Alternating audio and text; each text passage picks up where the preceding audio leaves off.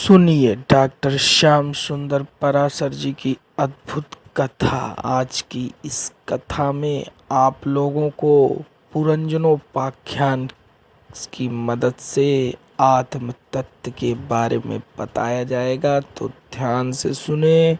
श्री राधे राधे। नारद जी बोले गलत। अहिंसा को परम धर्म मानने वाला शास्त्र किसी जीव की हिंसा की आज्ञा भला क्यों देगा? यज्ञों में जो हिंसा की बात आती है कहीं, तो वो निवृत्ति परक होती है, न कि प्रवृत्ति परक।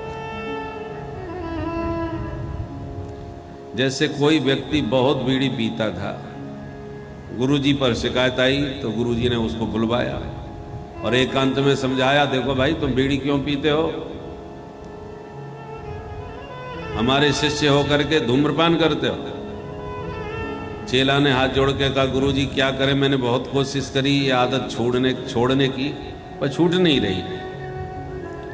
तो गुरुजी ने कहा, अच्छा एक काम करो, हम सप्ताह में एक दिन की तुम्हें छूट दिए देते हैं, तुम रविवार को पी लिया करो, बाकी खबरदार जो किसी दिन हाथ लगाया तो चेला ने कहा, गुरुजी हमने भी आपको वचन दिया, केवल रविवार को पिएंगे, बाकी दिन कभी नहीं छुएंगे। तो गुरुजी का उद्देश्य ये था कि कम से कम मैंने एक दिन की इसे छूट दी, तो 6 दिन के लिए तो छोड़ दिया इसने, और जब 6 दिन नहीं पिएगा तो धीरे धीरे एक दिन भी छूट जाएगा। तो गुरुजी का एक दिन की छूट देने में तात्पर्य 6 दिन छोड़ने में था, न कि पिलाने में। अब एक दिन गुरुजी चले गए बद्रीनाथ की यात्रा पर 1 महीना के लिए, 4 धाम, और जो आया रविवार तो सरेआम पीता हुआ घूमने लगा चेला बीड़ी। चेलाओं ने कहा कि आज आने दो गुरुजी को, जब भी गुरुजी आएंगे तेरे ही खिंचाई करवाएंगे हम लोग। तो बीड़ी पीता था सरेआम। तो चेला तन के बोला, कह देना गुरुजी से, गुरुजी ने खुद हमसे कहा है कि बेटा रविवार को बीड़ी जरूर पिया करो, बहुत फायदेमंद होती है। लो, झूठ बोल रहा है, ऐसा गुरुजी बोल ही नहीं सकते। बोले गंगा जी की सौगंध खाता हूं, गुरुजी ने खुद मेरे से कहा था। चेलाओं ने कहा, गुरुजी ने कहा था? बोले हाँ, चाहे जिसकी सौगंध खवा लो। चेलाओं ने कहा, तब तो आज से हम भी पिया करेंगे, जब गुरुजी ने कहा है तो क्या था? अब क्या डर? अब देखिए कितना बड़ा अंतर आ गया बात में। गुरुजी ने चेला से कहा जरूर था कि तू रविवार को पी लिया कर, वो काय के लिए कहा था कि और दिन 6 दिन न पिए, 6 दिन छुड़वाने के लिए 1 दिन की छूट। परंतु गुरुजी का मतलब तो उसको बीड़ी छुड़ाने में था, और चेला ने गुरुजी के वचन को प्रमाण पत्र बना करके जो नहीं पी रहे थे उनको पिलाना भी चालू कर दिया कि गुरुजी ने कहा है। इसी को कहते हैं परोक्षवादिता।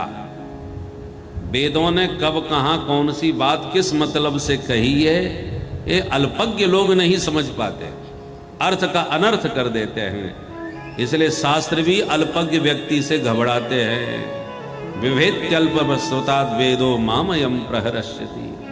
अल्पज्ञ व्यक्ति जब शास्त्र पढ़ता है तो शास्त्र भी कांपने लगते हैं, मूर्ख हमारे शब्दों का कोई उल्टा सीधा अर्थ न कर दे।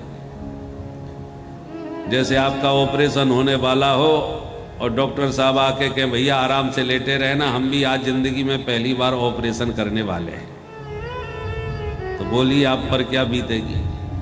इस मूर्खानंद को पहले नंबर पर हम ही मिले। अल्पज्ञ से डर लगता है भाई, उसी प्रकार शास्त्र भी घबराते हैं। इसलिए शास्त्रों के वास्तविक तात्पर्य को वही समझ सकता है जिसने आचार्य के चरणों में बैठकर विधिवत शास्त्रों का अध्ययन किया हो। क्योंकि शास्त्र वेद परोक्षवादी हैं, ये कहते कुछ हैं, इनका मतलब कुछ और ही निकलता है। जैसे गांव में एक जमींदार साहब थे, बड़ा रुतबा था, पर आदत पड़ गई चावलों का माड़ पीने की। पहले जब चावल बनाते थे तो उसका पानी ऐसे बहा देते थे, उसको माड़ बोलते हैं। ठाकुर साहब को वो गर्मा गर्म माड़ बड़ा पसंद था। चाय की तरह पीते थे।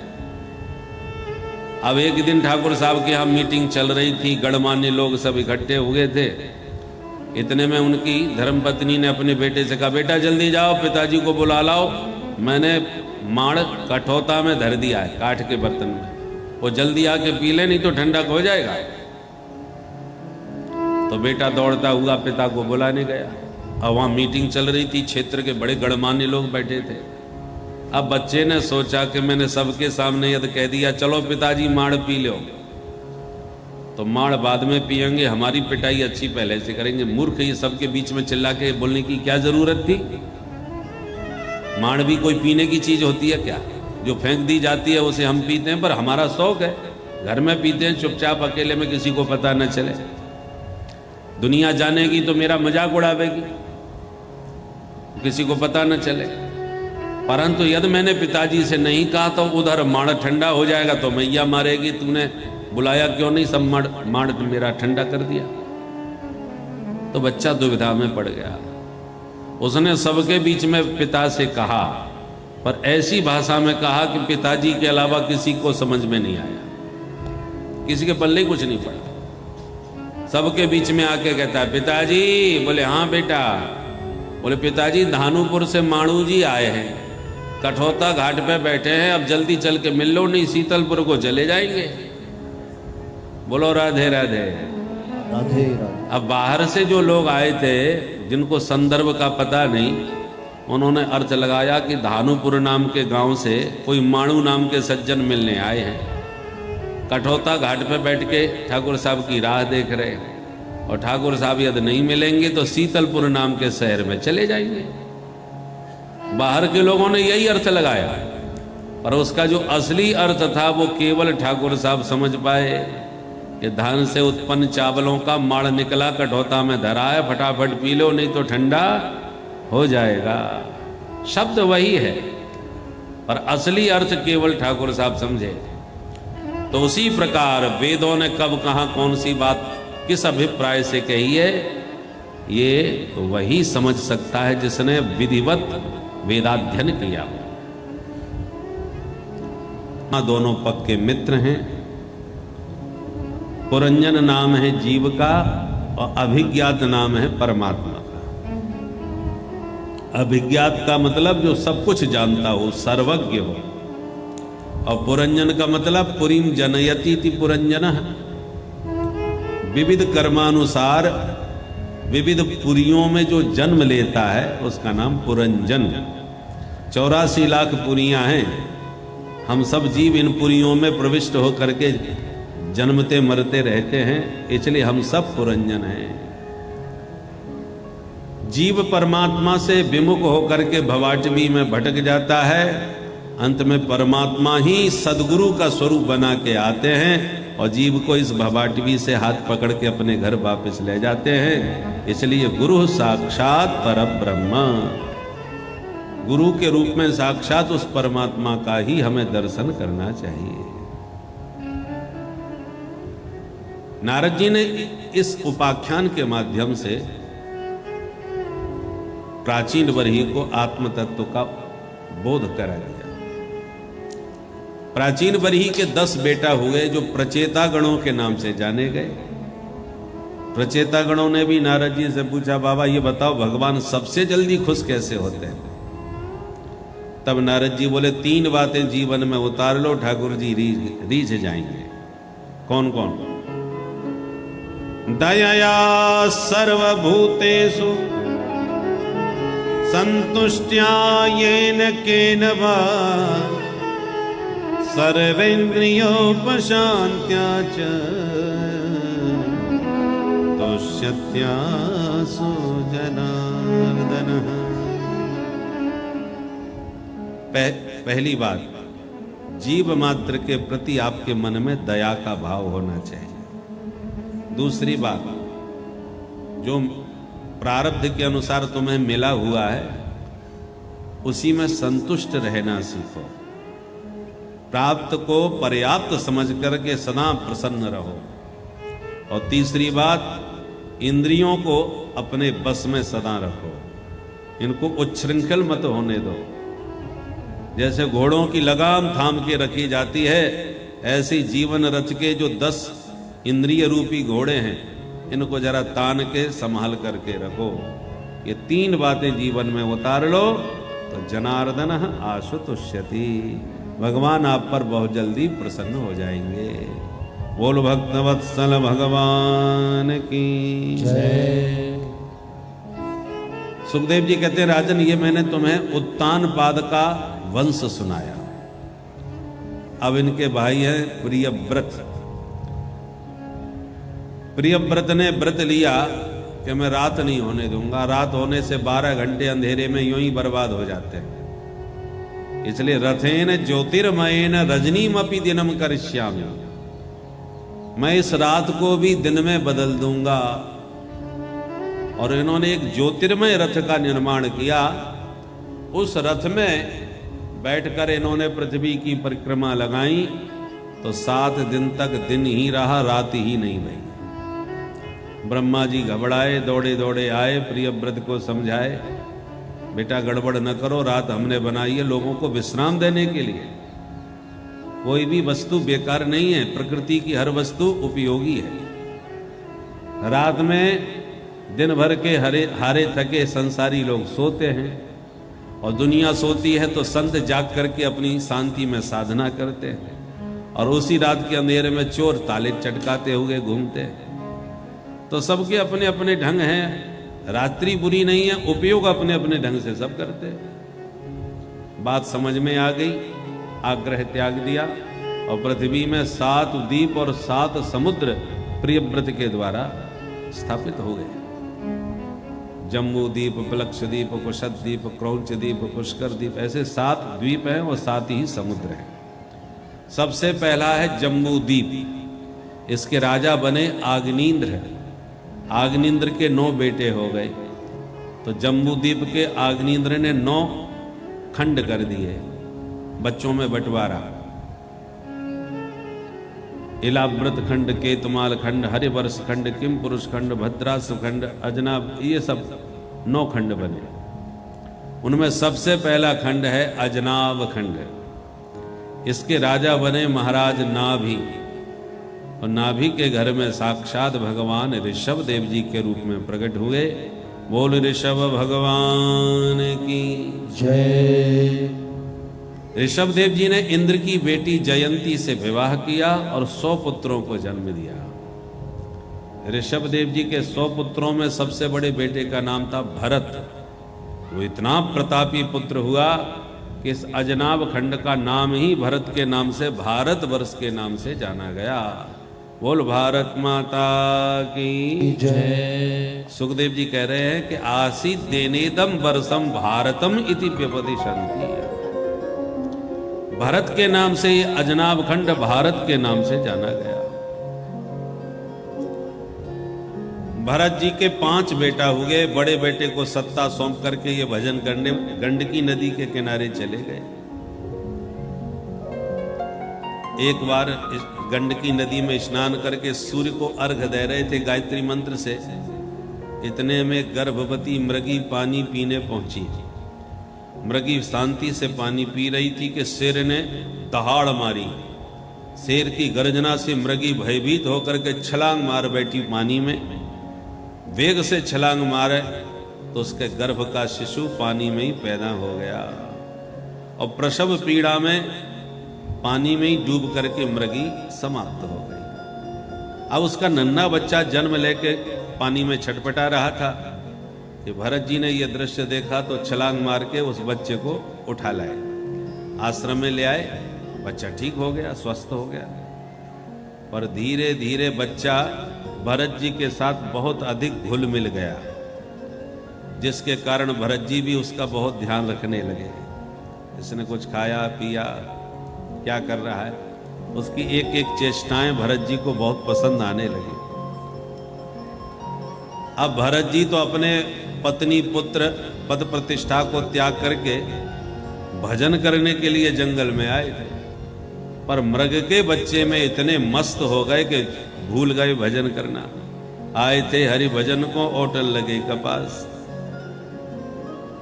धीरे धीरे बच्चे मृग के बच्चे में इतने घुल मिल गए कि उसके बिना रहा न जाए। बच्चा बड़ा हो गया, सयाना हो गया, तो एक दिन जंगल में अपने सजाती मृगों के झुंड में भागा चला गया। अब जब बच्चा नहीं दिखाई पड़ा तो रोते फिरे भरत जी, उसके विरह में व्याकुल, पूरे जंगल में उसे ढूंढते फिरे पर बच्चा नहीं मिला। तो उसी की याद में रो रो करके भरत जी ने प्राण त्याग दिए। अब जरा सोचिए कितनी भयंकर आसक्ति होती है। सबसे कठिन होता है पत्नी और पुत्र का परित्याग करना। भरत जी वो कर चुके हैं, पत्नी को भी छोड़ चुके हैं, पुत्रों को छोड़ चुके हैं, सर्वोच्च पद को छोड़ चुके हैं, और इतने बड़े त्यागी होने पर भी मृग के बच्चे में फंस गए। इसलिए आसक्ति कभी भी आसक्ति, ये मत सोचिए कि बचपन में और जवानी में ही आसक्ति होगी, बुढ़ापे में भी आसक्ति। आसक्ति कभी भी आसक्ति, बुढ़ापे में भी आसक्ति हो जाती है। परिणाम ये हुआ अंत्य यामति सागति, जिसको याद करके मरोगे तुम वही बनोगे। तो मृग को याद करके मरे तो भरत जी अगले जन्म में मृग ही बन गए। पर याद बनी रही हम मृग क्यों बने, इसलिए मृग शरीर भी भगवान का ध्यान करके त्यागा। तो तीसरा जन्म इनका एक विप्र कुल में हो गया। अंगिरा गोत्रीय ब्राह्मण के घर पैदा हुए, पर ब्राह्मण शरीर मिल गया, याद सारी बनी रही पूर्व जन्मों की। इसलिए इन्होंने कहा कि अब हम किसी के चक्कर में नहीं पड़ेंगे, नहीं तो मृग की तरह फिर कहीं किसी में आसक्त हो गए तो न जाने क्या क्या बनते फिरेंगे। अब तो ब्राह्मण शरीर मिला है तो ब्रह्म ज्ञानी बनेंगे। बचपन से ही पागलपन दिखाने लगे तो पिता ने पागल ही समझ लिया और नाम रख दिया जड़ भरत। ये महामूर्ख है, ये कुछ नहीं करेगा। भरत जी यही चाहते थे कि लोग पागल ही समझें ताकि हमसे दूर ही रहे। माता पिता पधार गए तो भाइयों ने पागल समझ करके इनकी खटिया खेतों में डाल दी। अब एक दिन डकैतों को नरबलि की आवश्यकता पड़ गई।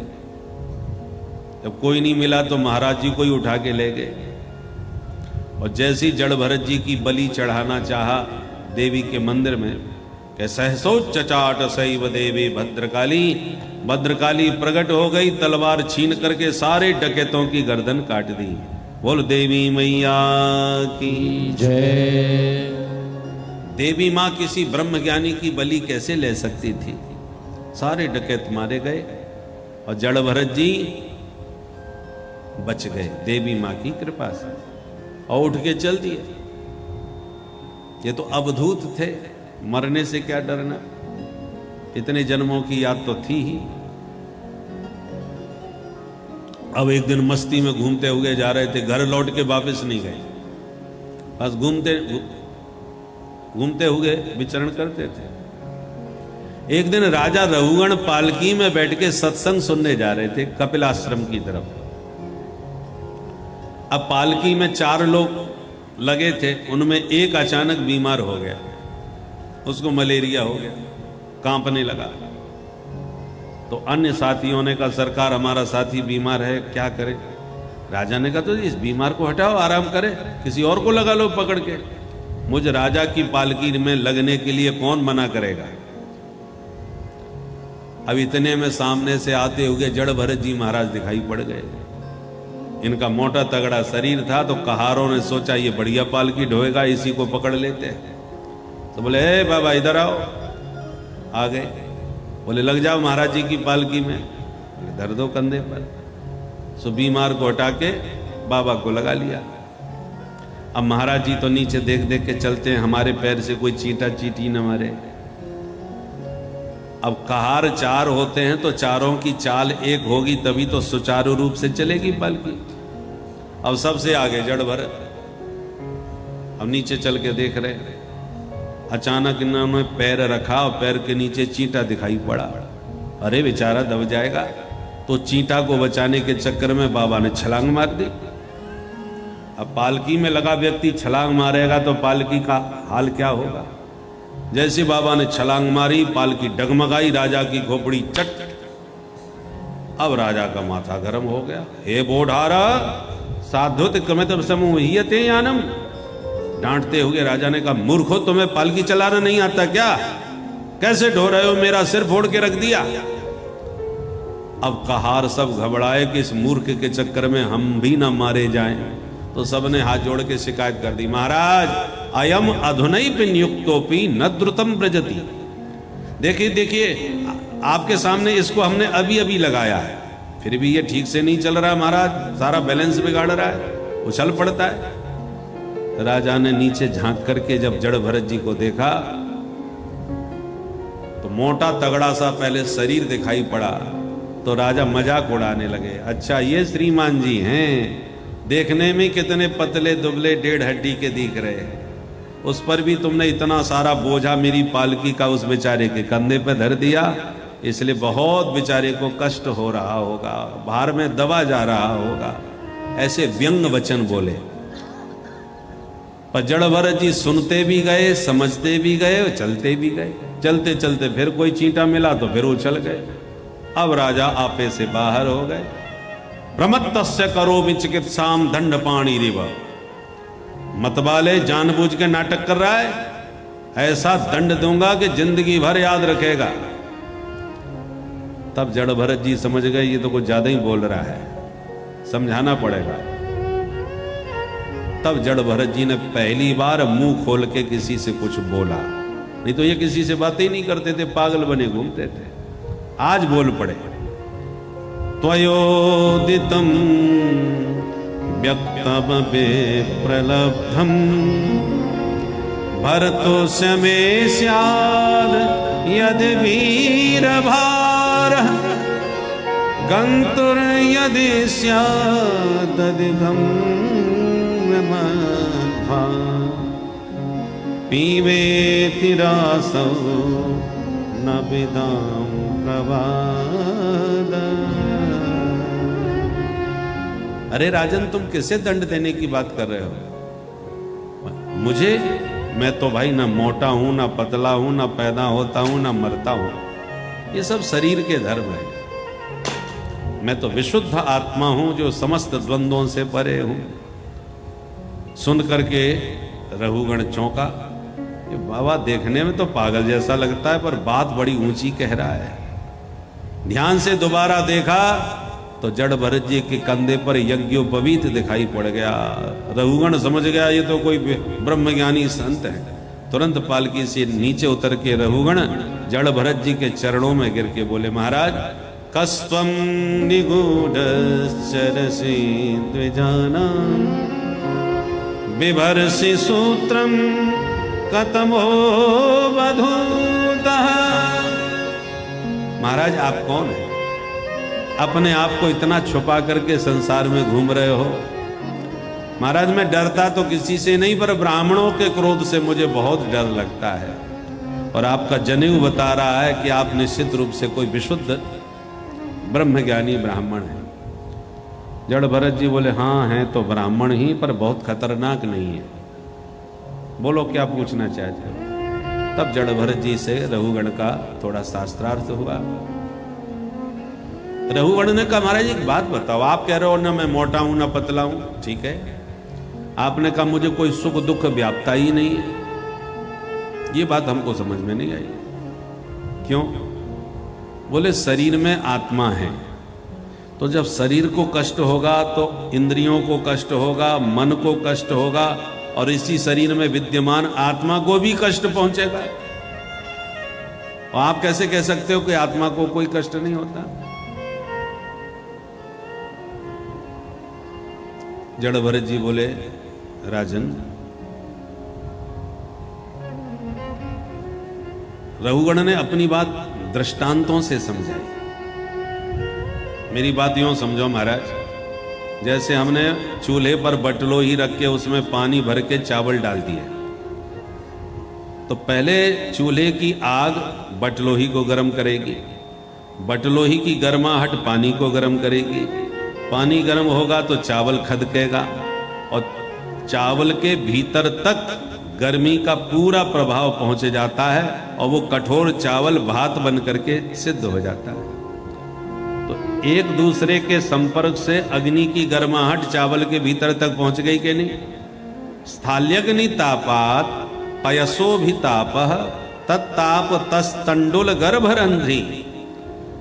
इसी प्रकार शरीर का ताप इंद्रियों को पहुंचाएगा, इंद्रियों का ताप मन को पहुंचाएगा, मन का ताप आत्मा तक पहुंचना चाहिए, क्योंकि आत्मा है तो इस शरीर में ही। फिर आप किस आधार से कह सकते हैं कि आत्मा को कोई ताप नहीं होता, कोई दुख नहीं व्यापता? जड़ भरत जी सुन के हंसते हुए बोले, राजन हो तो तुम महामूर्ख, पर विद्वानों के बीच बैठ करके विद्वानों जैसी बातें करना खूब सीख लिया।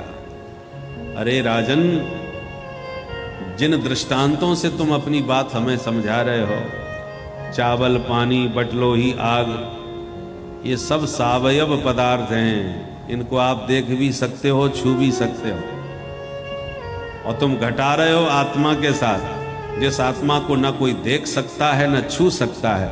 आत्मा अवयव रहित निरवयव तत्व है, इसलिए तुम्हारा दृष्टांत गलत है।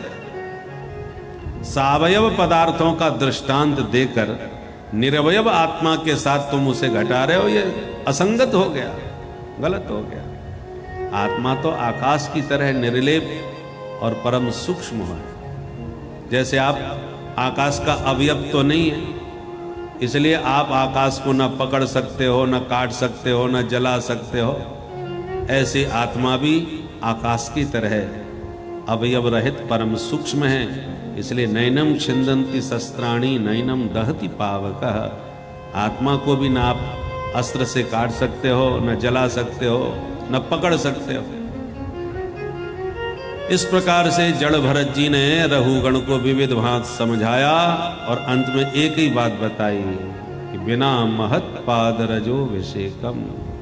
रहुगण, तुम सत्संगी हो, पर जब तक संतों की चरण रज को माथे से नहीं लगाओगे, तब तक ये आत्म तत्व की बातें तुम्हारी बुद्धि में बैठने वाली नहीं है, समझ में नहीं आएंगी ये बातें। और जड़ भरत जी के उपदेश से रघुगण का कल्याण ही हो गया। बोल भक्तवत्सल भगवान की जय। भूगोल खगोल के बारे में परीक्षित ने प्रश्न किया, सुखदेव जी ने विस्तार से बतलाया। 7 द्वीप हैं और 7 ही समुद्र हैं। सबसे पहला जम्बू द्वीप है, जिस जम्बू द्वीप में 9 खंड हैं, और इन 9 खंडों में भगवान अलग अलग रूप में निवास करते हैं। एक भद्रास्व खंड है, जिसमें भद्रस्रवा हयग्रीव भगवान की आराधना करते हुए विराजमान रहते हैं। एक हरिवर्ष खंड है, इस हरिवर्ष खंड में भगवान नरसिंह निवास करते हैं और प्रहलाद जी उनकी निरंतर वहाँ आराधना करते हैं। एक केतुमाल खंड है, जहाँ भगवान कामदेव रूप से निवास करते हैं लक्ष्मी जी के साथ। एक रम्यक खंड है, जहाँ मत्स्य रूप में, मछली रूप से भगवान विराजमान रहते हैं। एक हिरण्यमय खंड है, यहाँ पर भगवान कच्छप रूप में निवास करते हैं और अरिमा उनकी आराधना करते हैं। पितरों के देवता, परम जो पितर हैं अरिमा, वो उनकी आराधना करते हैं। एक उत्तर कुरु खंड है, जहाँ भगवान वराह रूप से भूदेवी के साथ विराजते हैं। एक किमपुरुष खंड है, जहाँ पर भगवान सीताराम जी के रूप में निवास करते हैं और हनुमंत लाल जी सदा उनकी आराधना में वहाँ निमग्न रहते हैं। और एक अजनाब खंड है, जहाँ के हम लोग निवासी हैं, ये जिसको हम भारतवर्ष कहते हैं, इसी का नाम है अजनाब खंड। इस अजनाब खंड भारतवर्ष में भगवान नर नारायण ऋषि के रूप में बद्रीनाथ में विराजते हैं और देवर्षि नारद जी के साथ समस्त भारतवासी उनकी आराधना करते हैं। 6 महीने तक हम मानव लोग बद्रीनाथ में जाकर के देवर्षि नारद जी के साथ भगवान बद्री विशाल की आराधना करते हैं, और जब पट बंद हो जाते हैं तो फिर 6 महीने तक देवता उनकी आराधना करते रहते हैं। इन खंडों में सर्वोत्तम इस अजनाब खंड को ही माना गया है, जिसको हम भारतवर्ष कहते हैं। यही एकमात्र कर्म भूमि है, बाकी सब भोग भूमि है। इसलिए इस कर्म भूमि भारत में जन्म लेने के लिए स्वर्ग के देवता भी ललचाते रहते हैं। अहो अमीसां किमकारी शोभनम् प्रसन्न येषां स्वदितः स्वयं हरि यैर्जन्म लब्धं सुभारताजिरे मुकुन्द सेवौ पैकं प्रहाहिना। देवता कहते हैं, हे प्रभु, इन भारतवासियों ने क्या पुण्य किया होगा जो भारत में इनको भेज दिया। वो दिन कब आएगा जब हम भी भारत में जन्म लेकर के आपकी उपासना करेंगे, आराधना करेंगे। क्यों भाई, स्वर्ग में तुम्हें क्या कमी है? स्वर्ग में रह रहे हो मौज के साथ, फिर भारत में आना क्यों चाहते हो? तो देवता कहते हैं, जो भारत भूमि में है वो हमारे स्वर्ग में नहीं है। क्या नहीं है? बोले, न यत्र वैकुंठ कथा सुधा पगा। देवता यदि हम चाहें कि हम भगवान की मधुर कथा सुन लें तो स्वर्ग में कथा सुनने को नहीं मिलती। भगवान के मधुर चरित्र, उनकी कथाएं केवल भारत भूमि में ही सुनने को प्राप्त होती हैं। और न साधवः, साधु संतों का दर्शन स्वर्ग में करना चाहें तो नहीं होने वाला। ये तो केवल भारत भूमि में ही होता है। मखा महोत्सवा, बड़े बड़े यज्ञ जो देखे जाते हैं वो केवल भारतवर्ष में ही होते हैं, स्वर्ग में यज्ञ नहीं होते। न ठाकुर जी के उत्सव मनाए जाते हैं। भारत में तो 12 मास उत्सव मनते हैं। जन्माष्टमी है, रामनवमी है, विवाह पंचमी है, झूलन महोत्सव है, होली महोत्सव है। उत्सवों से भरा रहता है भारतवर्ष। ये उत्सव स्वर्ग में नहीं है, इसलिए स्वर्ग के देवता भी भारत में जन्म लेने के लिए ललचाते रहते हैं। बोल भारत माता की जय। 7 लोक नीचे हैं और 7 लोक ऊपर हैं। नीचे के हैं अतल वितल सुतल तलातल महातल रसातल और पाताल। ऊपर हैं भू भुव स्वह मह जन तप और सत्य। ये 14 भुवनों का संपूर्ण एक ब्रह्मांड 50 करोड़ योजन विस्तार का होता है। परीक्षित ने कहा, महाराज, इतने बड़े ब्रह्मांड में ये पापी लोग जो नरक में जाते हैं वो नरक किधर है? तब सुखदेव जी बोले, परीक्षित, नरक है पृथ्वी से 99,000 योजन नीचे। 28 प्रकार के नरक होते हैं। तामिश्र, अंध तामिश्र, रौरव, महारौरव, कुंभिपाक, असिपत्रमण, सूकरमुख, लाला भक्ष, वैतरणी, कुयोध, प्राणरोध, ये सब नरकों के नाम हैं। किस पाप से किस नरक में जाया जाता है? पंचम स्कंद के 26वें अध्याय में नरकों का बहुत विस्तार से वर्णन है। यस्तु पर वित्तापत्ति कलत्रान्य बहरती सही काल पाशबद्धो यम पुरुषई अति भयानकई तामिस्त्रे नरके बलान्य पात्यते। सुखदेव जी कहते हैं, परीक्षित, जो दूसरों की धन संपत्ति, स्त्री और पुत्र का अपहरण कर लेते हैं, किसी की जमीन पर कब्जा कर लिया, किसी की पत्नी को अपहरण कर लिया, बच्चे को उठा लिया, ऐसे पापी लोग तामिस्र नरक में जाते हैं, जहां आग में तपाई हुई भूमि पर इन जीवों को पटक दिया जाता है। उसी प्रकार जो दूसरों का मांस पका करके खा करके अपना मांस बढ़ाते हैं, वो कुंभिपाक नरक में जाते हैं, जहां खौलती हुई तेल की कढ़ाई में पकौड़े की तरह छौंक दिए जाते हैं। परंतु नारकीय देह प्राप्त होने के कारण ये मरते नहीं हैं। व्यक्ति जब नरक में जाता है तो उसको नारकीय शरीर मिलता है, जिसमें कष्ट तो इसी शरीर की तरह होगा, पर मरता नहीं है वो व्यक्ति। चाहे छौंक दो, चाहे कोलू के बेल में जो होते ना कोलू में भी फेर दिया जाता है, तब भी जीव मरता नहीं। घर में आए हुए मेहमान अतिथि को जो क्रोध की आंख से देखता है, वो कौन बना के खिलाए इसे? वो वज्र तृण नरक में जाता है, जहां गीद उसकी आंख नोच नोच के खा जाते हैं। एतत अहम एतत मम, मैं और मेरा करके जो दूसरों को धोखा देते हैं कि इसकी जेब काट लिया है, इसको धोखा दे के छल करके कैसे भी अपने परिवार का पेट भरा जाए।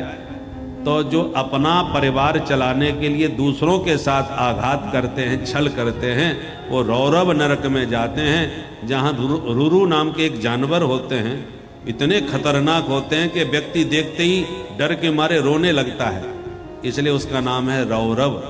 उस रौरव नरक में वो जानवर उसके शरीर के मांस को नोच नोच के खाते हैं। इतने भयानक नरकों का वर्णन किया कि परीक्षित घबरा गए, हाथ जोड़ के बोले महाराज इन नरकों से बचने का कोई उपाय हो तो बताओ। सुखदेव जी बोले उपाय भी है। क्या उपाय है? सुखदेव जी कहते हैं परीक्षित नरकों को धोबी घाट समझना चाहिए।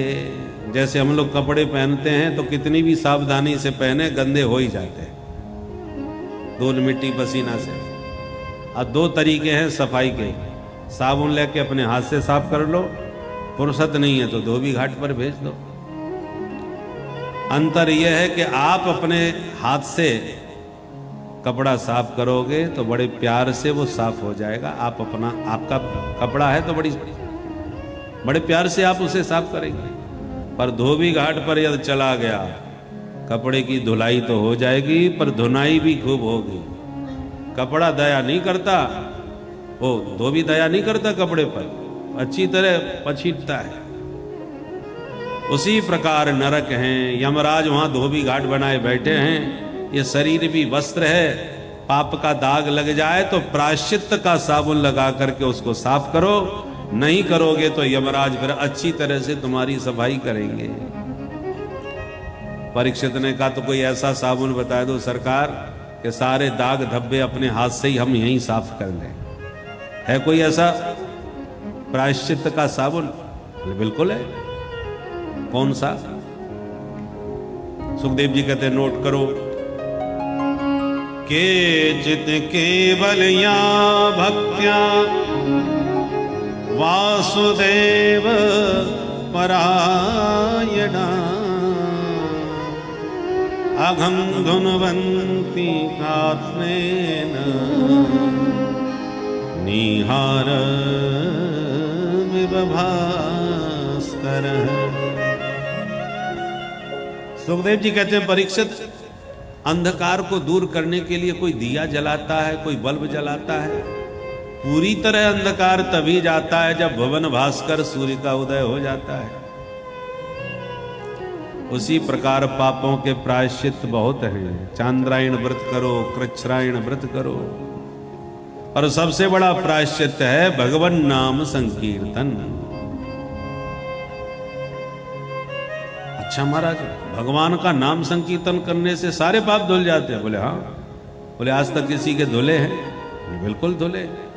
तब छठवें स्कंद में अजामिलोपाख्यान के द्वारा नाम की महिमा बतलाई। कान्य को बजे दुजक कश्चिदासी मदिरजामिलः नामना नष्ट सदाचारो दास्याः संसर्ग दूषितः। एक ब्राह्मण था जिसका नाम था अजामिल। पढ़ा लिखा भी था, विद्वान था। एक दिन जंगल में समिधा लेने गया, हवन की लकड़ी जंगल में ढूंढ रहा था। इतने में एक वेश्या नृत्य गान करती हुई दिखाई पड़ गई। वो इतनी सुंदर थी कि उसकी सुंदरता पर पूरी तरह लट्टू हो गया अजामिल, और इतना उसके प्रेम में दीवाना हो गया कि अपनी पत्नी, पुत्र, परिवार, मैया, बाप सबको छोड़ करके उसी के घर चला गया और उसी के साथ रहने लगा, और उसी के द्वारा 10 बच्चे पैदा किया। सबसे छोटे बच्चे का नाम एक साधु के आग्रह करने से इसने नारायण नाम रख लिया। उस सबसे छोटे बच्चे में इसकी बहुत अधिक आसक्ति भी हो गई। हर बात पे उसी को आवाज लगाता, बेटा नारायण चलो भोजन कर लो, बेटा नारायण चलो घूमने चलते हैं। अब जब इसके मरने का समय आया तो काले काले भयानक यम के दूत पापी अजामिल को पकड़ने आए। जैसे इसने यमदूतों को अपनी तरफ आते देखा तो ये डर गया और बड़ी जोर से आवाज लगा के अपने बेटे को बुलाने लगा, बेटा नारायण बचाओ। दूरे क्रीडन का सक्तम पुत्रम नारायणा वयम प्लावतेन स्वरोणोच्चै आजुहावकुलेन्द्रियः। पूरी शक्ति के साथ जब इसने बेटे को आवाज लगाई, बेटा नारायण बचाओ, तो ये आवाज भगवान के पार्षदों के कान में पहुंच गई। भगवान के भक्त पार्षद बोले, भैया हमारे प्रभु का भक्त कोई संकट में है। तो तुरंत 4 भगवान के दिव्य पार्षद प्रकट हो गए, चतुर्भुज रूपधारी, मार धक्का यमदूतों को दूर फेंक दिया। यम के दूत उठ के खड़े हो गए। ए भाई, ये तुम 4 चमकीले कहां से चले आए?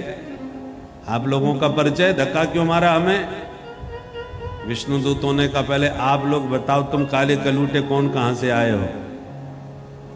यमदूत बोले, हमको नहीं जानते, हम यमराज के दूत हैं, पापियों को पकड़ने का हमारा ही काम है। ये नंबर 1 का पापी है, ब्राह्मण कुल में पैदा होकर के भी इसने सारे दुष्कर्म किए, इसलिए इसे को पकड़ने के लिए महाराज यमराज से वारंट लेके आए। अब इसको हम लेके जाएंगे, इसकी तबीयत ठीक करेंगे, दंड दे के सुधारेंगे।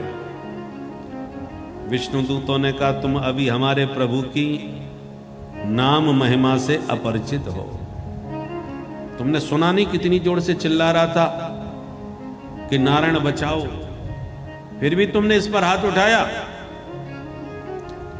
यमदूतों ने कहा, सुनो सुनो, आप धोखा खा रहे हैं, ये आपके नारायण को जानता भी नहीं होगा, ये अपने बेटे नारायण को बुला रहा है, इसके बच्चे का नाम नारायण है। विष्णु दूतों ने कहा, इससे हमें कोई प्रयोजन नहीं, इसके बच्चे का कदाचित नाम नारायण है तो 2-4 साल पहले ही रखा गया है, किंतु हमारे प्रभु का नारायण नाम तो हजारों साल पहले से है। तो मूल में तो ये नारायण नाम हमारे प्रभु का ही हुआ कि नहीं?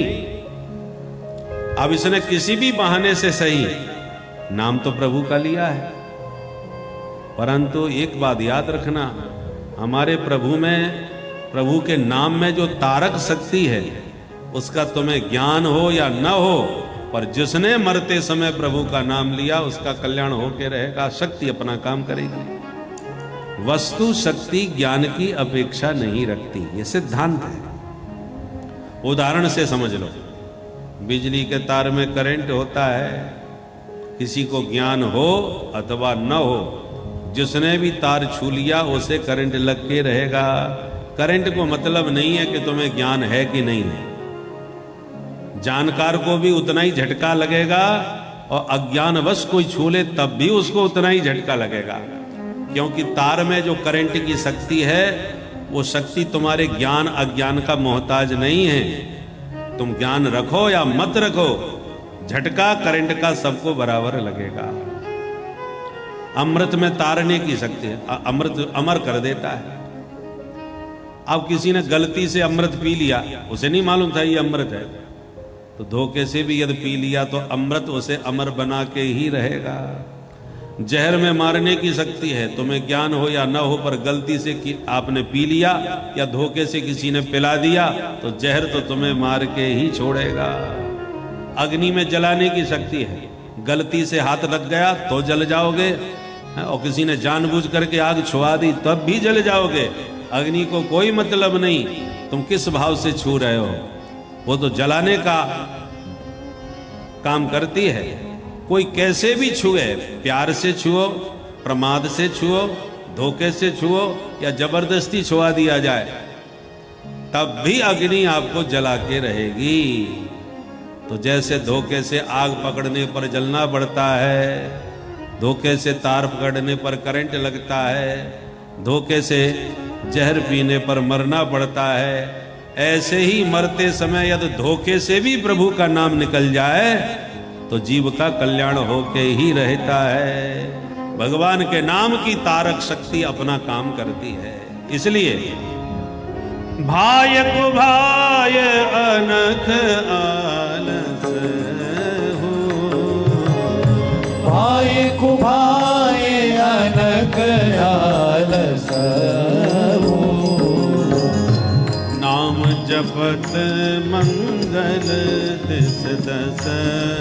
महिमा कहें सांकेत्यम पारिहास्यम वा स्तोभम हेलन में बाबा। किसी भी भाव से कैसे भी प्रभु का नाम लो, यम के दूत फिर भी नहीं माने।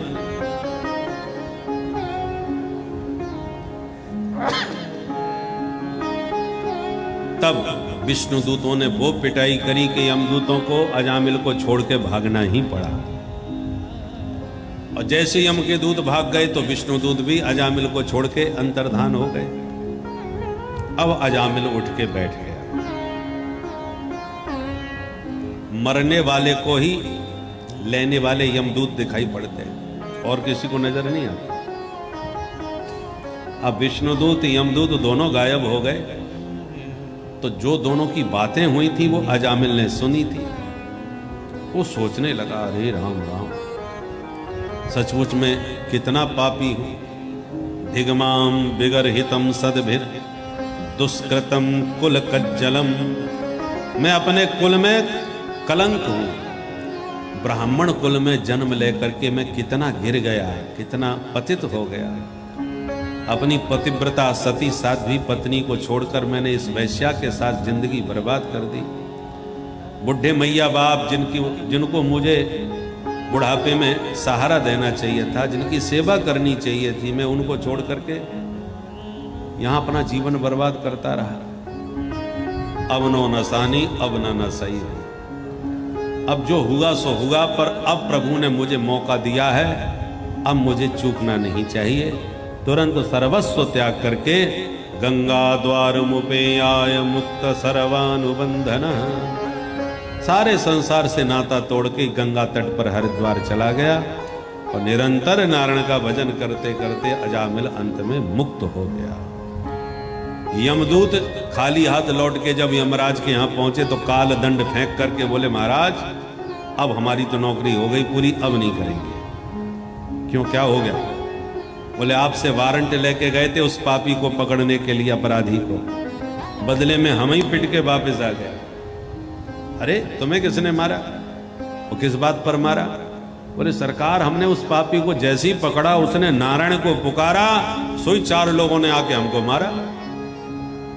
जो नारायण का नाम सुना यमराज ने यमदूतों के मुंह पे हाथ धर दिया, सावधान, ये नाम अभी जो लिया वो दोबारा मत लेना। क्यों, क्या हो गया महाराज? बोले ये ठाकुर जी का पवित्र नाम है, इस नाम का श्रवण करने से ही पाप नष्ट हो जाते हैं। और यहां सब पापी लोग नरक में पड़े भये हैं पाप दंड भोगने के लिए, और ये पवित्र नाम उनके कान में पड़ गया, मेरा कारोबार सब चौपट हो जाएगा, तत्काल यहां से सबकी विदाई करनी पड़ेगी मुझे। पेट्रोल पंप में माचिस जलाना खतरे से खाली नहीं होता, दूर ही रखना चाहिए। एक चिनकारी भयंकर विस्फोट कर सकती है। ऐसी प्रभु का पवित्र नाम पापों का संहारक है, पापियों के बीच में यहां मत लो। अब यमदूत चक्कर में पड़ गए, महाराज ऐसा क्या चमत्कार है इस नाम में, थोड़ा हमें भी तो कुछ बताओ। यमराज बोले इतनी पिटाई खा के भी चमत्कार समझ में नहीं आया तुम्हें? अरे उस महापापी को तुम पकड़ने गए थे, परंतु गलती से उसने प्रभु का नाम लिया तो तुम उसे छू नहीं पाए। और सचमुच यदि उसने प्यार से प्रभु को पुकारा होता तब तो तुम उसे देख भी नहीं सकते थे। इससे बड़ा चमत्कार राम प्रभु के नाम की और महिमा क्या बताऊं। यमदूत बोले हमें तो एक बात बता दो आज। क्या? कि आज के बाद हम किस पापियों को पकड़ने जाया करें, किस किस को लाया करें। यमराज बोले अच्छा तो नोट कर लो। जिह्वान भक्ति भगवत गुण नामधेयम् चेतश्चन स्मरति तच्चरणारविन्दम् कृष्णाय नो नमति यद सिरे कदापि तानानयध्वमसतो कृत वैष्णव कृत्या। जिनकी जिह्वा से प्रभु का नाम न निकलता हो उन पापियों को पकड़ के मेरे पास लाओ। जिनका चित्त हरि के चरण कमलों का कभी चिंतन ध्यान न करता हो उन्हें पकड़ के लाओ। जिनका माथा माधव के चरणों में कभी न झुकता हो तान आनयध्व, बस ऐसे पापियों को ही पकड़ के लाया करो, बाकी लोगों से हाथ मत लगाया करो। सुखदेव जी कहते हैं ये बड़ा गोपनीय इतिहास है परीक्षित। जो अगस्त मुनि ने ठाकुर जी की सेवा करते करते मलय पर्वत के शिखर पर बैठकर मुझे ये प्रसंग सुनाया था, वो परीक्षित प्रसंगानुसार आज मैंने तुम्हें सुना दिया। इससे बढ़कर के नाम की महिमा और क्या हो सकती है। इसलिए आइए मिलकर के सब मस्ती में एक बार प्रेम से ताली बजाते हुए हरि का नाम गाइए। अरे हो गए भव से पार लेकर नाम तेरा, हो गए भव से पार लेकर नाम तेरा, हो गए भव से पार लेकर नाम तेरा, हो गए भव से पार लेकर नाम तेरा। नाम तेरा हरि नाम तेरा, नाम तेरा हरि नाम तेरा, नाम तेरा प्रभु नाम तेरा, नाम तेरा प्रभु नाम तेरा। होए गए भव से पार लेकर नाम तेरा, हो गए भव से पार लेकर नाम तेरा। वाल्मीकि अति दीन दुखी था, वाल्मीकि अति दीन दुखी था, वाल्मीकि अति दीन दुखी था, वाल्मीकि अति दीन दुखी था। बुरे कर्म में सदा लीन था, बुरे कर्म में सदा लीन था। हरि रामायण तैयार लेकर नाम तेरा, हरि रामायण तैयार लेकर नाम तेरा। अब होए गए भव से पार लेकर नाम तेरा, हो गए भव से पार लेकर नाम तेरा। राधे राधे।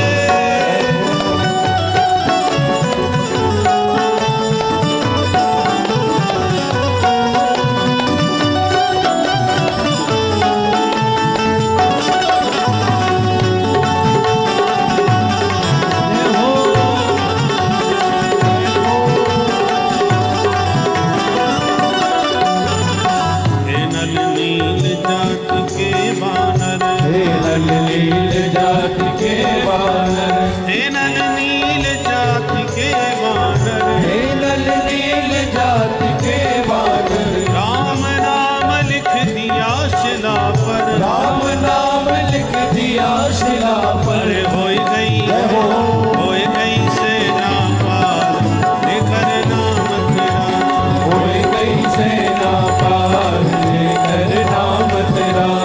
होए गए भव से पार लेकर नाम तेरा। प्रभु हो गए भव से पार लेकर नाम तेरा।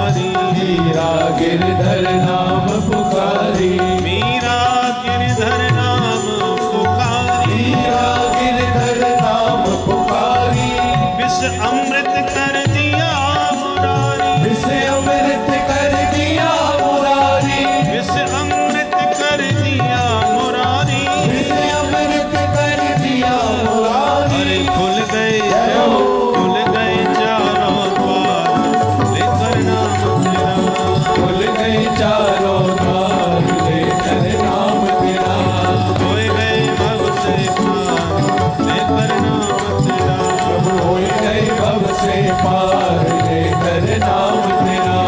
राधे राधे गोविंद गोविंद राधे, राधे राधे गोविंद गोविंद राधे, राधे राधे राधे राधे गोविंद राधे, राधे राधे राधे राधे गोविंद राधे, गोविंद राधे गोपाल राधे, गोविंद राधे गोपाल राधे, गोविंद राधे गोपाल राधे, गोविंद राधे गोपाल राधे, गोविंद राधे गोपाल राधे, गोविंद राधे गोपाल राधे, गोविंद राधे गोपाल राधे, गोविंद राधे गोपाल राधे, राधे राधे गोविंद गोविंद राधे, राधे राधे गोविंद गोविंद राधे,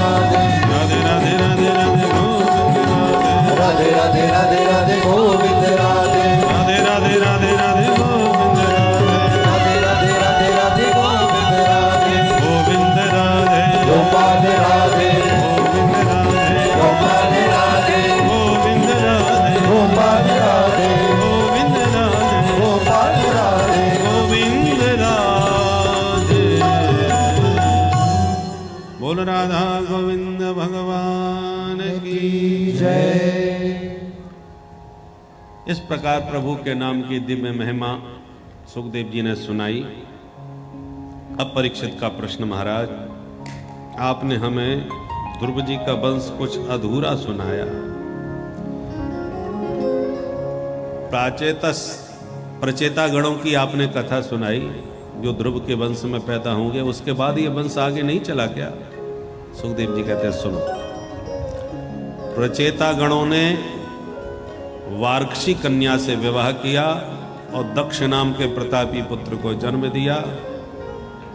दक्ष ने असकनी कन्या से विवाह करके सृष्टि विस्तार का संकल्प लिया और 10,000 पुत्रों को जन्म दिया। नारद जी ने उन बच्चों को कूट प्रश्नों में उलझाकर सबको विरक्त महात्मा बना दिया। 1,000 बच्चे दक्ष ने फिर पैदा किए, नारद जी ने उनको भी बाबा जी बना दिया। तब दक्ष को क्रोध आ गया और नारद जी को शाप दे दिया कि मूर्ख, तेरा पैर एक जगह नहीं टिकेगा, तू जिंदगी भर ऐसी घूमता फिरेगा, मेरे सारे बच्चे तूने बाबा बना दिए। तब से नारद जी घूमते ही रहते, बेचारे एक जगह टिक नहीं पाते। ये दक्ष का शाप लगा। अब की बार दक्ष ने 60 बेटियों को जन्म दिया। इनमें से 27 बेटी चंद्रमा को बिहाई, अश्विनी भरणी कृतिका, ये नक्षत्र के नाम से जानी गई।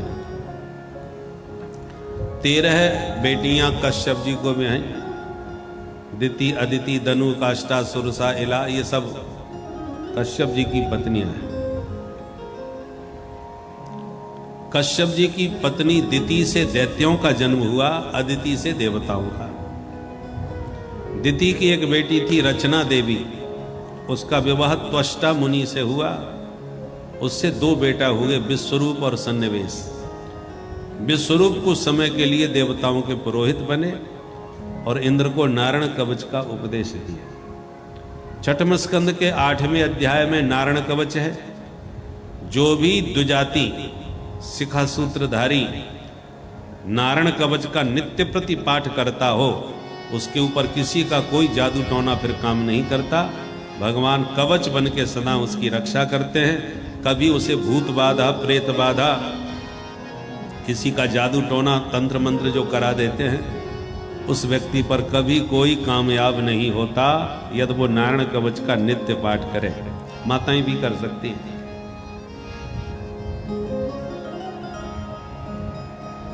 तो नारायण कवच बहुत सुंदर है, भागवत का अद्भुत कवच है। परंतु इंद्र की शक्ति बढ़ाने के लिए विश्वरूप ने एक यज्ञ किया। अब इंद्रादिक देवता विश्वरूप के शिष्य हैं और दैत्य जितने हैं वो सब इनके मामा जी लगते हैं, क्योंकि दैत्य की बहन के बेटा हैं। तो जब यज्ञ करने लगे तो यज्ञ में देवताओं के नाम के साथ साथ दैत्यों के नाम की भी आहुति देने लगे, ताकि मामा जी भी बहुत कमजोर न रह जाए। इंद्र को पता चल गया, गुरु जी आप बहुत गड़बड़ कर रहे हैं, यज्ञ हम करा रहे हैं और आप असुरों को आहुति दे रहे हैं। पर फिर भी ये माने नहीं। क्रोध आ गया, इंद्र ने गुरु जी की गर्दन उड़ा दी, ब्रह्मज्ञानी गुरु का वध कर दिया, हत्या कर दी, तो ब्रह्म हत्या लग गई। इंद्र ने ब्रह्म हत्या को 4 लोगों में बांट दिया। पहला भाग पृथ्वी को ऊसर भूमि के रूप में मिला, दूसरा भाग जल को फैन के रूप में मिला, तीसरा भाग वृक्षों को गोंद के रूप में मिला, चौथा भाग स्त्रियों को रजो धर्म के रूप में मिला। इसलिए 4 दिन तक स्त्रियों को अस्पृश्य माना जाता है। तो ब्रह्म हत्या को आप उस 4 लोगों में बांट करके इंद्र तो बच गए, परंतु त्वष्टा मुनि को पता चला तो क्रोधित होकर के इंद्र को मारने के लिए इन्होंने एक यज्ञ किया और मंत्र में थोड़ी सी गलती हो गई, जिसके कारण यज्ञ कुंड से वृत्तासुर पैदा हो गया, बड़ा भयंकर असुर। त्वष्टा मुनि ने कहा जाओ इंद्र को खा जाओ। जैसे ही वृत्तासुर चला, देवताओं में हड़कंप मच गया, भगदड़ मच गई। भगवान की शरण में भागते भागते पहुंचे, सरकार बचाओ, ये तो भयंकर काल के समान है। भगवान ने कहा इसको मारने का एक ही उपाय है, क्या? दधीच मुनि की हड्डियों से वज्र बनेगा, उसी से ये मर सकेगा। तो सब देवताओं ने दधीच बाबा को मनाया। दधीच मुनि ने शरीर का दान कर दिया। दधीच बाबा के शरीर की हड्डियों से वज्र का निर्माण हुआ। उस वज्र को हाथ में लेकर के इंद्र जब आए मैदान में, तो वृत्तासुर को वज्र में श्री बिहारी जी का दर्शन होने लगा। और इंद्र के सन्मुख वृत्तासुर खड़ा है और वृत्तासुर रणभूमि में वज्र में ही प्रभु का दर्शन करते हुए बहुत सुंदर प्यारी स्तुति गाने लगा। और 4 श्लोकों में बहुत प्यारी स्तुति इंद्र ने गाई है। आप भी हमारे साथ मिलकर गाएं। ये 4 श्लोक वैष्णवों के लिए बहुत दिव्य हैं, जिसमें पुरुषार्थ चतुष्टय का वर्णन है। अहम हरे तब पादैक मूल दासानुदासो भवितास्मै भूय। अहं हरे तव पादैक मूल दासानुदासो भवितास्मै भूय। स्मरेता सुपते गुणास्ते गृहीत कर्म करोतु काय ननागृष्टं न च पारमेशं न सार्वभौमं तरसाधिपत्यं न योगसिद्धि प्रभुनर्भवं वा समञ्जसत्वा विरहय्यकाचे अजातपक्षा इव मातरं खगा संयं यथा वत्सतराच्युताः। प्रियं प्रियेव विश्रितं विषण्णा मनोरविन्दा जनन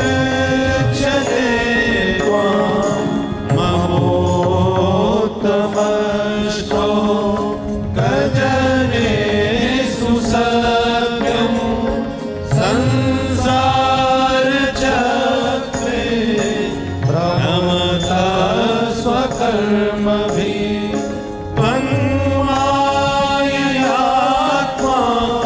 मजदार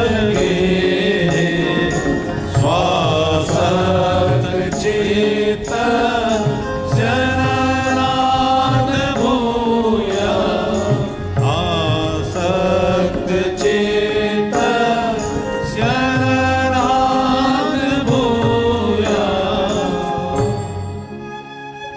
ये 4 श्लोकों में धर्म, अर्थ, काम, मोक्ष का वर्णन वृत्तासुर ने किया है। भयंकर युद्ध छिड़ गया और उस युद्ध में वृत्तासुर के दोनों हाथ वज्र के द्वारा इंद्र ने काट दिए। क्रुद्ध हुआ वृत्तासुर मुंह फाड़ के दौड़ा और इंद्र को मुंह में धर के रसगुल्ला की तरह गटक गया। पेट में चले गए इंद्र, पर नारायण कवच को धारण किए थे इसलिए उनका कुछ नहीं बिगड़ा। हाथ में वज्र लिए पेट में बैठे बैठे इसका पेट फाड़ना चालू किया। ऑपरेशन करते करते 1 साल बीत गया, तब जाकर के पेट पूरी तरह से फटा और वृत्तासुर का पेट फाड़ करके ये बाहर निकले। वृत्तासुर का अंत हुआ। परीक्षित ने कहा जब असुर था तो इसमें इतने सुंदर सद्विचार कहाँ से आ गए जो रणभूमि में स्तुति करी भगवान की। तब कहते हैं ये पूर्व जन्म का चित्रकेतु नाम का राजा था। माता पार्वती के शाप से इसको असुर बनना पड़ा और आज इसका उद्धार वज्र के द्वारा हो गया। किंतु दिति के 49 पुत्र ऐसे भी हुए जो देवता बने गए। कैसे बन गए? एक बार दिति ने अपने पति की सेवा करी, कश्यप जी की पत्नी की सेवा से खुश हो गए। देवी मांगो वरदान, क्या चाहती हो? तो दिति ने कहा महाराज मुझे ऐसा बेटा दो जो इंद्र को मार डाले, क्योंकि इंद्र मेरे बच्चों को बहुत मारता रहता है। इंद्र को मारने वाला बेटा मुझे चाहिए। तब तो कश्यप जी ने कहा ठीक है देवी, तुमने मेरे साथ छल किया। इंद्र भी मेरा ही बेटा है और मैं अपनी बेटे को मारने के लिए दूसरा बेटा पैदा करूं? चलो ठीक है, हम तुम्हें एक व्रत बतलाते हैं। 1 साल का व्रत है, 12 महीने का। इसको कहते हैं पुंसवन। ये पुंसवन व्रत तुमने सही किया तो तुम्हारा बेटा इंद्र को मारने वाला होगा, और व्रत में कोई गलती हो गई तो इंद्र के हाथों मरने वाला होगा। ठीक है। अब दिति ने साल भर का व्रत इतनी सावधानी के साथ किया ताकि मेरी इच्छा पूरी हो जाए। इंद्र को पता चल गया कि हमारी मौसी हमको मारने वाले बेटे को जन्म देने वाली है, और यदि इनका व्रत पूरा हो गया तो हम मारे जाएंगे। तो एक ब्रह्मचारी का वेश बना के इंद्र मौसी के ही घर आ गए, सौतेली माँ के पास, और दुखियाते हुए बोले माँ मैं अनाथ हूं, मुझे अपनी सेवा में रख लो। दिति को दया आ गई, देख बेटा मेरा 1 साल का व्रत चल रहा है, तू ध्यान से मेरी सेवा कर, मैं तुझे आश्रय देती हूँ, भोजन पानी सब तेरा ख्याल करूंगी। इंद्र तो यही चाहते थे, मिल गया मौका। अब खूब सौतेली माँ की सेवा करें 24 घंटे, मौका ये देखें कि इनसे कोई भूल हो और मैं उसका फायदा उठाऊं, इनका व्रत खंडित करूं। पर मौका नहीं दिया दिति ने, पूरे साल भर तक व्रत पूरी तरह से सावधानी से किया। पर जब व्रत के में कुछ ही दिन और बचे थे, एक दिन गलती हो गई। कुछ खा करके आचमन नहीं किया, पानी नहीं पिया, जूठे मुंह सो गई और बाल खुले हुए। माताओं के खुले हुए बाल अशुभ होते हैं, अमंगलकारी होते हैं, और आजकल तो फैशन ही चल गया महाराज, 12 मासी खुले केस। बोलो राधे राधे। तो अब जूठे मुंह खुले केसों था, उसके 7 टुकड़े कर दिए, और वो बच्चा मरा नहीं बल्कि 7 रूपों में प्रकट हो गया। इंद्र घबरा गए, अभी तो एक ही थे, अब ये 7 हो गए, अब क्या करें? तो फिर एक एक के 7 टुकड़े दोबारा फिर किए, तो 7 49 हो गए। अब 49 बच्चे हो गए इकट्ठे। इंद्र समझ गए ये मर तो नहीं रहे, संख्या और बढ़ रही है। और बड़ी बड़ी बड़ी जोर से बच्चों ने रोना चालू कर दिया कि हमें मत मारो, हमें मत मारो माँ। अब इंद्र को डर लगा कहीं मौसी ना जग जाए, नहीं तो बात खराब हो जाएगी। बच्चे रो रहे माँ के गर्भ में। इंद्र इशारा करते, माँ रुद्र रो मत भाई। बच्चों ने कहा तुम मारोगे तो हम रोएंगे नहीं। इंद्र ने कहा तुम पैदा होके हमको मारोगे, इसलिए हम तुम्हें मारने पहले ही आ गए। बच्चों ने कहा ऐसा मत सोचिए, हम तुम्हारे भाई हैं, हमारी माँ के व्रत में त्रुटि हो गई, गलती हो गई है, इसलिए अब हम तुम्हारे भाई हो गए, अब तुम्हारे शत्रु नहीं रहे हम। ओहो ऐसी बात है, तो नहीं मारते। इंद्र बाहर आ गए। परंतु जब बच्चों ने जन्म लिया तो दिति तो एक बच्चे को जन्म देने वाले हो गए 49। तो माँ को शंका हो गई, एक की जगह 49 कैसे हो गई, कुछ गड़बड़ है। अब इंद्र चुपचाप ब्रह्मचारी बने खड़े।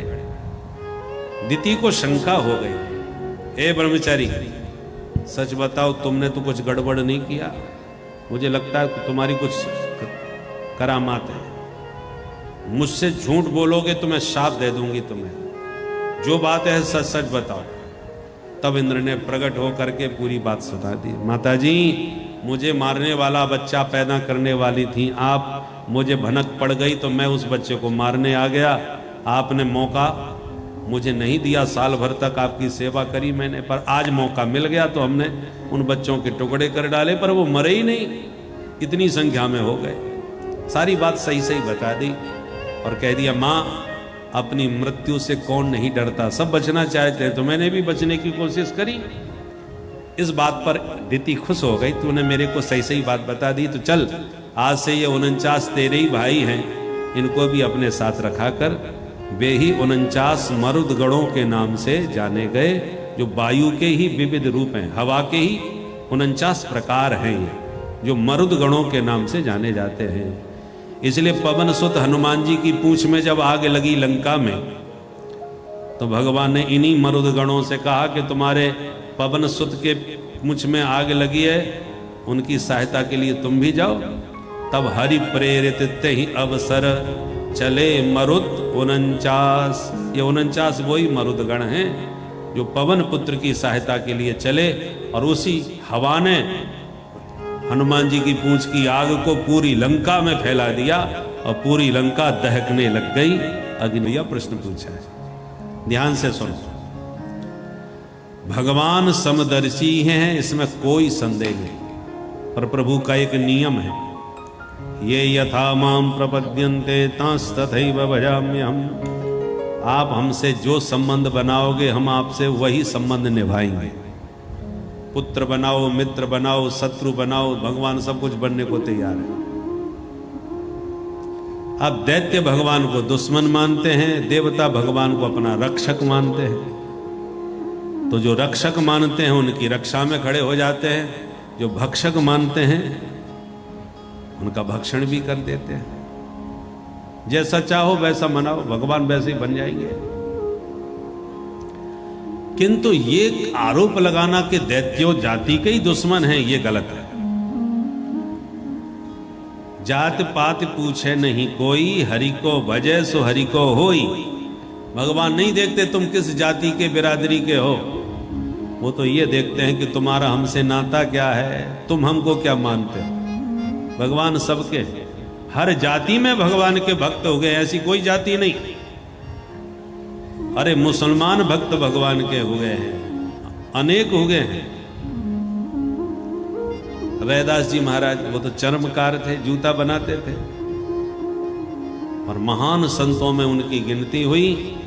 और ऐसे संत हो गए रैदास जी महाराज के उनकी शिष्या बनी भक्तिमती मीराबाई, उनको अपना गुरु मानते थे। ऐसे महान संत हुए।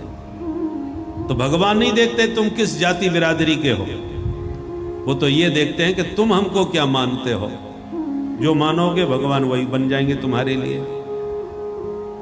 तो ही मोहि नाते अनेक मानिए जो भाव है, जो चाहो भगवान से नाता बनाओ। यदि भगवान दैत्य जाति के दुश्मन ही होते तो ये बताओ प्रहलाद जी कौन सी जाति के थे? दैत्य पुत्र थे कि नहीं? हिरण्यकश्यपु के बेटा ही तो थे। पर हिरण्यकश्यपु दुश्मन मानता है और उसी का बेटा प्रहलाद भगवान को अपना स्वामी मानता है। तो प्रहलाद को गले लगाते हैं और उसी के पिता दैत्यराज हिरण्यकश्यपु का पेट फाड़ करके उसका भगवान संहार करते हैं। तो जाति विशेष से कोई भगवान का लेना देना नहीं, भाव के भूखे भगवान है। प्रहलाद श्री परीक्षित ने पूछा तो प्रहलाद पर कैसे कृपा करी, थोड़ा विस्तार से समझा तो महाराज। सुखदेव जी कहते अच्छा सुनो। जिस समय भगवान ने बराह अवतार लेके और हिरण्याक्ष का वध कर दिया, तब से उसका भाई हिरण्यकश्यपु भगवान का कट्टर दुश्मन बन गया। मैं बदला लूंगा भाई का। और बदले की भावना से इसने मंदराचल पर्वत पर जाकर इतना तप किया, उस तपस्या से पूरे शरीर में दीमक लग गई महाराज। ब्रह्मा जी इसके तेज से प्रभावित होकर के आए और बोले उत्तिष्ठ भद्रम ते तपस्सिद्धोषि काश्यप। कश्यप नंदन उठ के खड़े हो जाओ, जो मर्जी हो वरदान मांगो। तब इसने खड़े होकर ब्रह्मा जी को प्रणाम किया और कहा महाराज मुझे अजर अमर बना दो। ब्रह्मा जी बोले भाई अजर अमर तो हम ही नहीं बन पाए, तुम इसके बदले में कुछ और मांग लो। तब इसने कहा कि फिर मैं जितने चाहूंगा उतने वरदान मांगूंगा। हाँ बोले चाहे जितने मांग लो, बस अजर अमर होने का वरदान मत मांगना। ठीक है। इसने वरदान मांगा, न भीतर मरू, न बाहर, न ऊपर, न नीचे, न दिन में, न रात में, न अस्त्र से, न शस्त्र से, न मनुष्य से, न जानवर से, आपकी बनाई सृष्टि में किसी के हाथ न मरूं, 12 महीने से किसी महीने में न मरूं। ब्रह्मा जी बोले बस कर भाई, इतने ढेर वरदान मांगने वाला तेरे जैसा पहली बार देखा, पर तेरे जैसा तप भी किसी ने नहीं किया, इसलिए सारे वरदान तुझे दिया। अब ये खुश हो गया, इतने ढेर वरदान पाके तो मैं अमर हो ही गया, अब मुझे कौन मारेगा। दिग्विजय करने निकला और सारी धरती को जीत लिया, देवताओं को जीत लिया, वरुण से घर का पानी भरवाने लगा, इंद्र से झाड़ू पोंछा लगवाने लगा। ये स्थिति देवताओं की कर दी इसने महाराज। देवता रोने लगे, प्रभु इस पापी से कब पिंड छूटेगा। भगवान बोले प्रतीक्षा करो। समय बीता, इसके 4 पुत्र हुए, हराद, अनुराद, संहराद, प्रहलाद। प्रहलाद जी सबसे छोटे, और प्रहलाद जी को बचपन से ही ग्रह लग गया। कृष्ण ग्रह ग्रहीतात्मा न वेद जगदीदृशम। कृष्ण ग्रह ग्रहीत प्रहलाद, कभी रोते हैं, कभी हंसते हैं, कभी नाचते हैं, कभी गाते हैं। भगवान के प्रेम में 2400 घंटे डूबे रहते हैं बचपन से। बेटा सयाना है जान करके पढ़ने के लिए प्रहलाद जी को भेजा गया गुरुकुल। कौन से गुरुकुल में, कौन से विद्यालय में? हिरण्यकश्यपु दानव विश्वविद्यालय, जहां के प्राचार्य श्री संडामर्क जी महाराज, दैत्य गुरु शुक्राचार्य जी के 2 बेटे थे, संड और अमर्क। ये दोनों विद्यार्थियों को पढ़ाते थे, दैत्य पुत्रों को पढ़ाते थे, इसलिए इनको दोनों को मिला के संडामर्क बोला जाता है, जबकि हैं ये 2, संड और अमर्क। तो प्रहलाद जी को भी भर्ती कर लिया, उनको भी पढ़ाने लगे वही दैत्यों की नीति। प्रहलाद जी को तो बिल्कुल पसंद ना आवे। एक दिन बेटे की बहुत याद आई तो हिरण्यकश्यपु विद्यालय में ही मिलने के लिए चला आया। और जैसे ही प्रहलाद जी ने पिताजी को दूर से आते हुए देखा तो दौड़ करके पिता को प्रणाम किया और बड़े प्यार से वात्सल्य में भर करके प्रहलाद को उठा के गोदी में हिरण्यकश्यपु ने ले लिया, सिर पर हाथ फेरा और बड़े प्यार से प्रश्न पूछ दिया, बेटा प्रहलाद कैसी पढ़ाई चल रही है? बोले पिताजी बहुत बढ़िया। अच्छा तो कोई पाठ हमको भी सुना दो जो तुम्हें बहुत बढ़िया लगता हो, पसंद हो वही सुना ना।